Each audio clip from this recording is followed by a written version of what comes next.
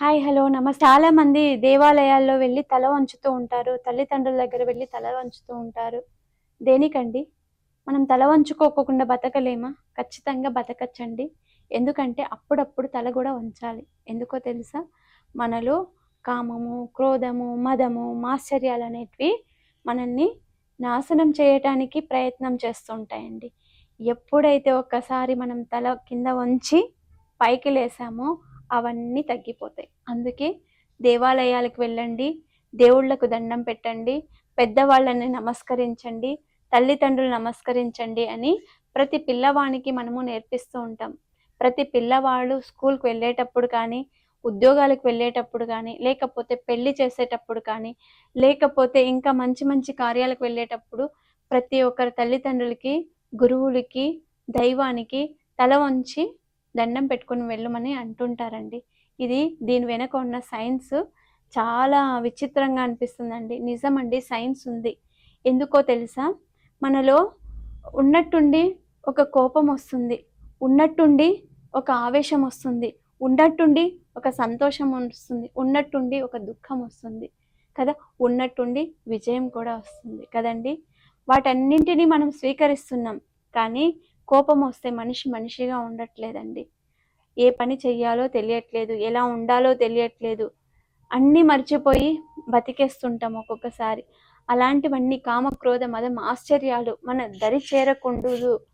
ఎప్పుడైనా అలా దరి చేరాయి అంటే వాటిని ఒక నమస్కార రూపంలో తగ్గించుకోమని చెప్పి పెద్దవాళ్ళు ఊరికే చెప్పలేదండి కదా.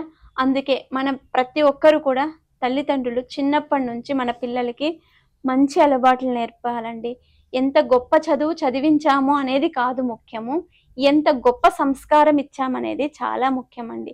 ఎందుకంటే ఇంట్లో మన పిల్లలు ఒక రకంగా ఉంటారు, బయట సొసైటీలోకి వెళ్తే మరో రకంగా ఉంటారు. ఎందుకంటే మన పిల్లోడు ఎక్కడైనా మన పిల్లోడే అని అనుకుంటూ ఉంటాం, కానీ సొసైటీని చూసి చాలా చేంజ్ అయిపోతాడండి. బ్యాడ్ ఫ్రెండ్స్ని అలవాటు చేసుకుంటాడు, బ్యాడ్ హ్యాబిట్స్ అలవాటు చేసుకుంటారు. అందరూ కాదండి, కొంతమంది అమ్మాయిల్ని ఏడిపిస్తూ ఉంటారు, ర్యాగింగ్ చేస్తూ ఉంటారు, ఇంకోటి చేస్తూ ఇంకోటి చేస్తూ ఇలా ఉంటారండి. ఎందుకు చెప్తున్నాను అంటే తెలుసా? నాకు ఒక సినిమా చాలా చాలా బాగా నచ్చిందండి. అది చిరంజీవి గారి మూవీ అనుకుంటానండి. పాపం పసివాడేమో, మేబీ ఆ మూవీ నాకంత గుర్తులేదు. మీకు ఎవరికైనా గుర్తుంటే కింద కామెంట్ చేయండి.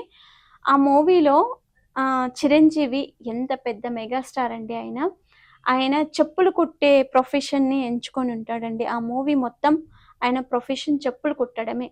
ఎక్కడైతే చెప్పులు ఇరిగిపోయి ఉంటాయో ఆ చెప్పుల్ని కుడుతూ డబ్బులు సంపాదిస్తూ ఒక చిన్న పసిపిల్లవాడిని ఉయ్యాల ఊపుతూ హిందీ నేర్చుకుంటూ ఉంటాడండి. హిందీ రాదు, ఎవరైనా చెప్పులు కుట్టించుకునేటప్పుడు హిందీ వాళ్ళు వస్తారు, వాళ్ళు చెప్పేది నాకు అర్థం కాదు అని చెప్పి హిందీ ఎఫ్ఎం వింటూ వింటూ చెప్పులు కుడుతూ ఉంటాడండి. అందులో హీరోయిన్ వచ్చి విజయశాంతి, మధుబాల అనుకుంటానండి. మధుబాల పేరు అందులో శారద అండి. ఆమె విజయశాంతి గారు వచ్చి ఎప్పుడు చిరంజీవిని ఇరిటేట్ చేస్తూ ఉంటుందండి. ఈ పిల్లవాడిని ఎన్ని రోజులని నువ్వు ఇలా చెప్పులు కుట్టి నువ్వు ఇక్కడ చెట్టు కింద తీసుకొని వచ్చి ఉంటావు, నన్ను పెళ్లి చేసుకుంటే ఆ పిల్లని నేను తల్లవుతాను, నేను ఇంట్లో ఉంటాను, బాబుని చూసుకుంటుంటాను, నువ్వు ఇక్కడ చెప్పులు కుట్టుకోవచ్చు కదా అని చెప్తుంటూ ఇరిటేట్ చేస్తూ ఉంటుంది. కానీ చిరంజీవి గారికి మాత్రం ఆమె మీద అంత అభిప్రాయం ఉండదండి. ఇంకొక ఆమె శారద అని బాగా చదువుకున్న ఉన్నతమైన వ్యక్తి, ఆమె మీద మనసు ఉంటుంది. ఆమె ఏమైనా నన్ను ఇష్టపడుతుందేమో అని ఆలోచన చేస్తుంది, కానీ ఆమె చదువులో చాలా ముందుకు వెళ్తూ ఉంటుంది. ఈయన ఒక ఆలోచనే మాత్రమే కానీ ఆమె మనసులో కూడా ఈయన పట్ల ఏ ఆలోచన ఉండదు. ఆమె బాగా చదువుకుంటే ఉన్నతమైన పొజిషన్కి వెళ్తే చిరంజీవి గారికి చూడాలనే కోరిక ఉంటుందండి. ఈ స్టోరీ అంతా ఎంత మోటివేషన్ అనిపిస్తుందంటే అండి, పిల్లలకి ఇలాంటివి చూపించండి. ఒక అమ్మాయిని ర్యాగింగ్ చేయడానికి ఒక అబ్బాయి వస్తే ఆ అమ్మాయి అతని దగ్గరికి వెళ్ళి చెప్పులు కుట్టించుకుంటే వాళ్ళు వెళ్ళిపోతారనే భయంతో చిరంజీవి దగ్గర చెప్పులు కుట్టించుకోవటానికి వస్తే అండి, ఆ అమ్మాయిని ఆ పిల్లలు ఇంకా ర్యాగింగ్ చేస్తూ చిరంజీవి మీద చెప్పులు ఇసిరేస్తారండి, ఇవి కూడా కుట్టి పెట్టు అని చెప్పి. అంత మెగాస్టార్ కదండి, అంత చిన్న క్యారెక్టర్ చేయడం వల్ల ఆయన ఒక స్టెప్ దిగిపోతాడు కదా అని ఏ రోజు ఆలోచన చేయలేదు. ఎందుకో తెలుసా? ఆయన పనిని దైవంగా భావించాడు, ఆయన ప్రొఫెషన్ని దైవంగా భావించాడు కాబట్టే ఆయన మెగాస్టార్ అయ్యాడండి. ఎవరైనా మన మీద చెప్పులు విసిరిస్తే ఊరికే ఉంటామా మనము? ఉండం కదండి. నిజం చెప్పాలంటే మన మీద ఎవరైనా చెప్పులు వేసినా కూడా ఇలా తుడుచుకొని వెళ్ళిన వాడే మహానుభావుడవుతాడండి. గాంధీ తాత లాంటి వాడు కూడా ఒక చెంప మీద కొడితే ఇంకొక చెంప చూపించాడంటండి. గొప్ప వాళ్ళు ఎప్పుడు, మేధావులు ఎప్పుడు గొప్ప వాళ్ళు అయిపోలేదండి. ఎన్నో అవమానాలు, ఎన్నో ఎన్నో ఎన్నో ఎన్నో చేస్తే గాని వాళ్ళు గొప్ప వాళ్ళు అవ్వలేదు. ఆఖరికి ఆమె విజయశాంతి ఆయనకి బిజినెస్ బాగా అవ్వాలి, చెప్పులు కుట్టడం బాగా జరగాలని గుళ్ళ దగ్గర ఉన్నటువంటి చెప్పులన్నీ కట్ చేసేసేదండి. ఎప్పుడైతే కట్ చేసేస్తారో ఇరిగిపోయిన చెప్పులు ఖాళీ కాళ్ళతో వెళ్ళలేరు కాబట్టి ఆ చెప్పులు కుట్టే ఆయన దగ్గరికే వెళ్తారు కదండి. అలాగైనా అతనికి వ్యాపారం అవుతుంది, ఆ పిల్లవానికి పాలైనా కొంటాడు అనే ఒక మంచి ఉద్దేశంతో ఆమె క్యారెక్టర్ కూడా చాలా బాగుందండి. ఇలానే మన పిల్లల్ని మనము ఎంతో ఉన్నతంగా పెంచాము అంటే వాళ్ళు కూడా ఎంతో గొప్ప స్థానానికి వెళ్ళిపోతూ ఉంటారండి. మనము అన్ని చూపించాలండి పిల్లలకి. మంచి మంచి ఇప్పుడు ఒక సినిమాకు వెళ్తాము, అందులో మంచి ఏంటో మాత్రమే గ్రహించాలి, చెడ్డును తీసి పక్కన పెట్టేసేయాలి.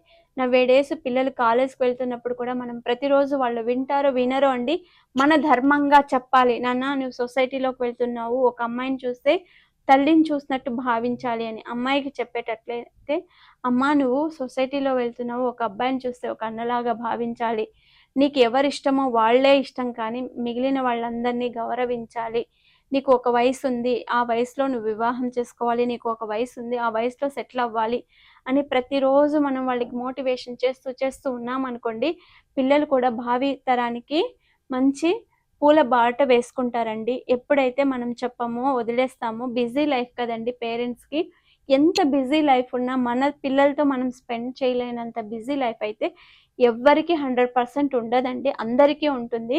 కొన్ని ఇన్సిడెంట్స్, కొన్ని ర్యాగింగ్స్ చూస్తుంటే బాధ అనిపిస్తుంది.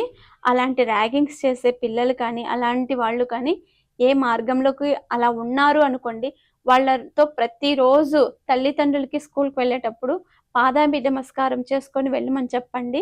వాళ్ళు అలా చేస్తూ ఒక రోజు చేస్తారు, 2 రోజులు చేస్తారు, 3 రోజులు చేస్తారు, అది హ్యాబిట్గా అలవాటైపోతుంది. వాళ్ళకి గుర్తొస్తుందండి మనం సొసైటీలో ఎలా ఉండాలి, ఎలా బతకాలి, ఈ నమస్కారానికి ఇంత సంస్కారం ఉందా, మనం ఎంతో గొప్ప చదువులు చదివిస్తున్నామండి.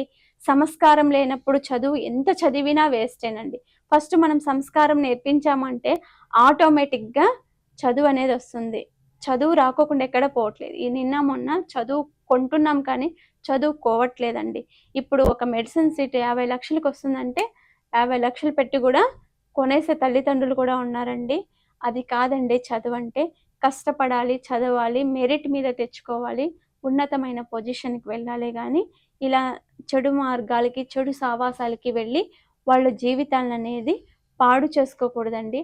అందుకే ప్రతి మనిషిలోనూ కామ, క్రోధ, మద, మాశ్చర్యాలన్నింటినీ తొలగించుకొని మనం ఒక మనిషిగా జన్మను తీసుకున్నప్పుడు దానికి మనం ఏమాత్రం న్యాయం చేస్తున్నామో, మన వల్ల సొసైటీకి ఎంత మంచి జరుగుతుంది, మనం సొసైటీకి ఏమి నేర్పిస్తున్నాము అనేది ప్రతి ఒక్కరూ తెలుసుకోండి. ఇలాంటి మోటివేషన్స్ ఏవైనా కావాలి అంటే, మీ పిల్లలు మీ మాట వినట్లేదు, లేకపోతే మాకు ఈ ప్రాబ్లం ఉంది, ఫ్యామిలీ ప్రాబ్లం ఉంది, ఎడ్యుకేషన్ ప్రాబ్లం ఉంది, ఫైనాన్షియల్ ప్రాబ్లం ఉంది, ఎలాంటి ప్రాబ్లం ఉన్నా, వైఫ్ అండ్ హస్బెండ్ రిలేషన్షిప్లో ప్రాబ్లం ఉంది, ఎలాంటి ప్రాబ్లం ఉన్నా కింద స్క్రోల్ అవుతున్నటువంటి నంబర్ని మీరు కాంటాక్ట్ అయ్యారనుకోండి, ఖచ్చితంగా వాళ్ళని ఎంతో కొంత మా చేతనైనంత 100% అని చెప్పనండి. ఎందుకంటే 100% వాళ్ళకు మార్పు రావాలని వాళ్ళలో ఉండాలి. వాళ్ళు వీళ్ళు చెప్తే కాదండి. అలా లేని పిల్లలకి మా వంతు ప్రయత్నంగా మేము ఖచ్చితంగా మార్చడానికి ఖచ్చితంగా ట్రై చేస్తామండి.